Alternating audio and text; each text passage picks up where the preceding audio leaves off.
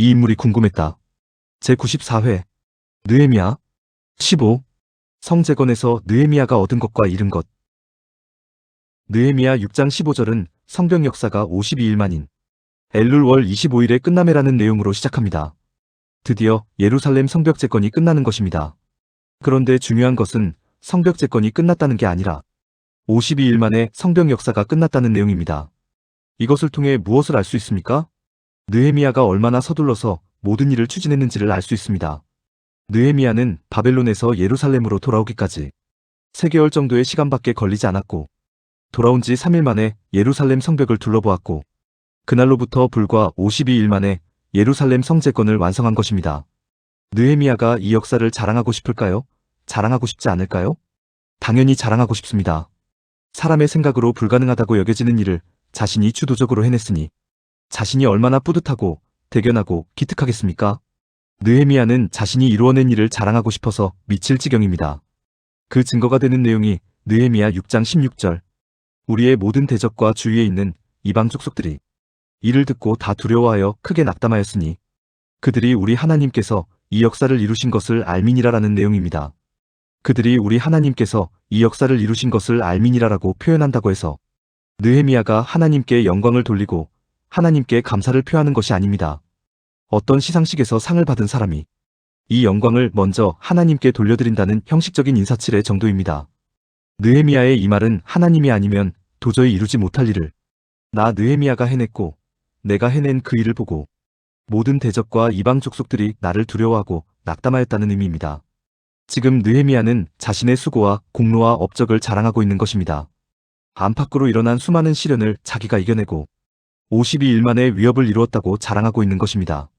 그런데 52일 만에 성재건이 끝났다는 사실을 통해서 성경이 보여주려고 하는 것은 느헤미야의 수고, 공로, 업적이 결코 아닙니다. 성경이 보여주려고 하는 것은 느헤미야가 성재건을 위해서 얼마나 이스라엘 백성들을 심하게 닥달하고 얼마나 이스라엘 백성들을 심하게 괴롭혔는지를 보여주는 것입니다.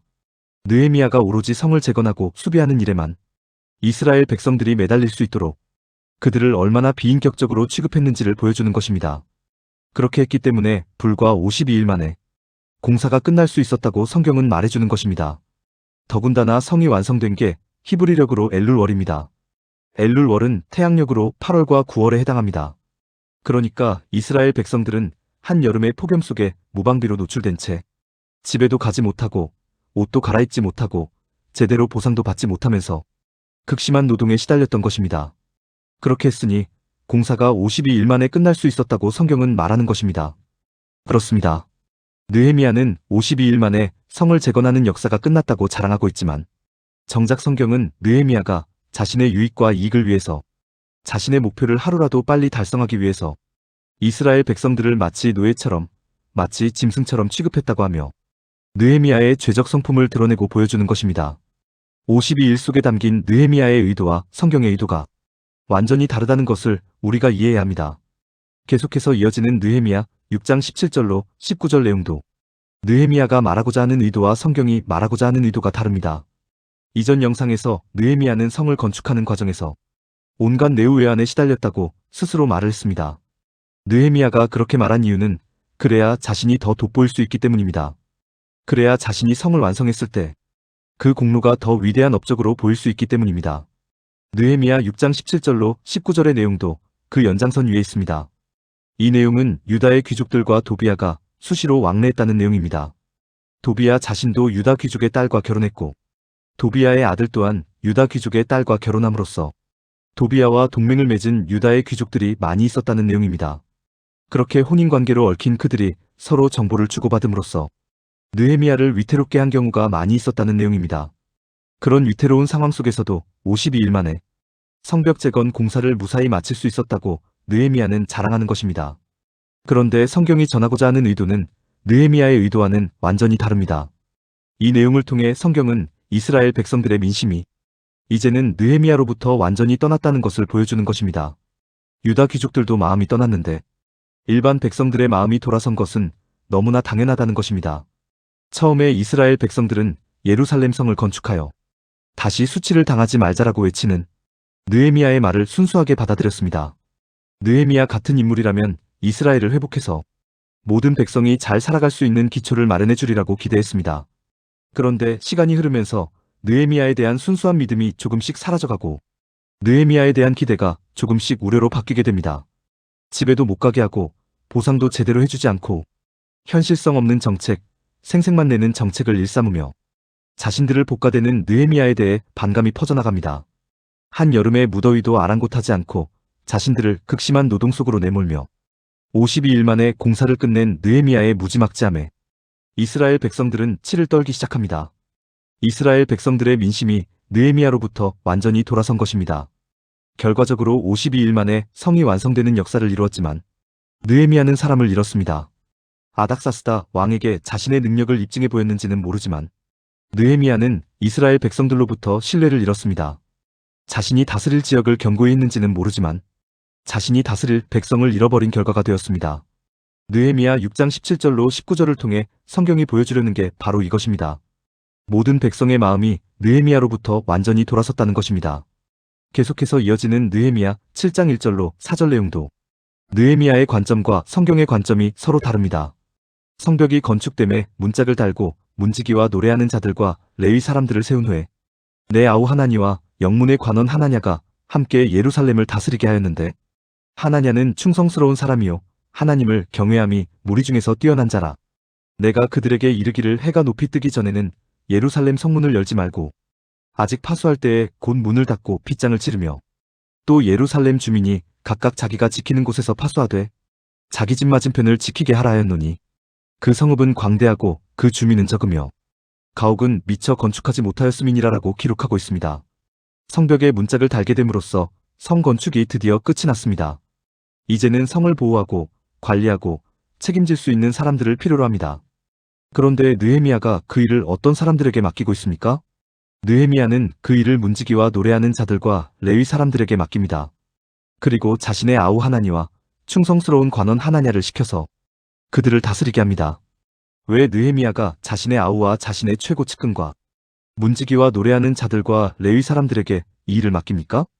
그 이유는 느헤미야가 이들 이외의 다른 사람들을 전혀 믿을 수 없기 때문입니다. 앞서 유다의 귀족들과 도비야가 동맹을 맺어 자신을 두렵게 했다는 내용이 있었습니다.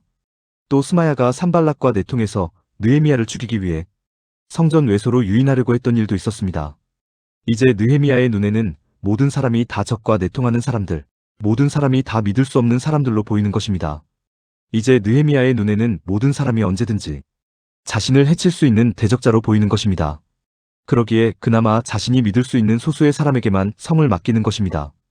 느헤미야 7장 2절 후반부 하나냐는 충성스러운 사람이요 하나님을 경외함이 무리 중에서 뛰어난 자라라고 표현하고 있다고 해서 하나냐가 하나님에 대한 신앙심이 두터운 사람이었다고 생각하시면 안 됩니다.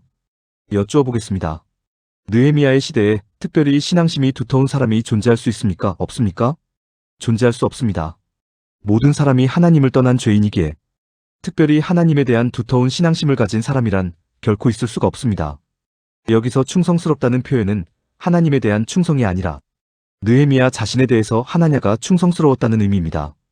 또 하나님을 경외함이 무리 중에서 뛰어났다는 표현은 무리들을 다스릴 때 하나냐가 하나님을 잘 이용할 줄 알았다는 의미에 불과합니다. 그렇습니다. 느헤미야는 믿을 사람이 없어서 자신의 아우와 자신에게 가장 충성스러운 최측근과 문지기와 노래하는 자들과 레위 사람들에게 성을 관리하는 일을 맡기는 것입니다. 그러나 성경의 관점은 다릅니다. 느헤미야는 믿을 사람이 없다고 주장하는 것인데 반해 성경은 모든 사람이 느헤미야를 떠났다고 말하는 것입니다.